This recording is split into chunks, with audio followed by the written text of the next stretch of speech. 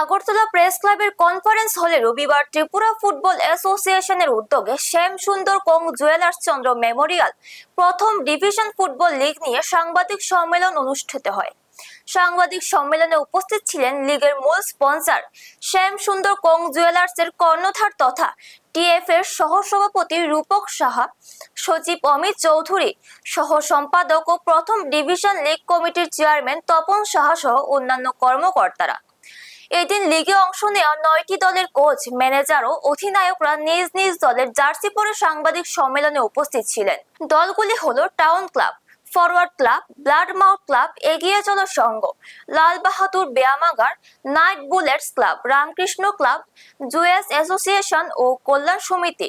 সাংবাদিক সম্মেলনে লীগের বিভিন্ন বিষয় নিয়ে বিস্তারিত তথ্য তুলে ধরেন টিএফ এর সহ সভাপতি রতন সাহা ও সচিব অমিত চৌধুরী।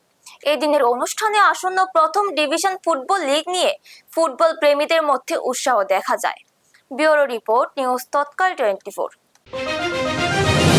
ইনসেপশন হতে হবে, মানে তোমার মাথায় পরিকল্পনাটা আসতে হবে।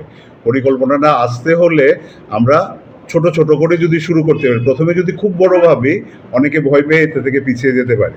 আমরা যে প্লেয়ারদের যোগান আছে তাদেরকে নিয়ে যদি আমরা দেখি মোটামুটি রেজাল্ট পাচ্ছি, তাহলে হয়তো বা এই ধরনের স্থায়ী একটি ক্যাম্পের কথা।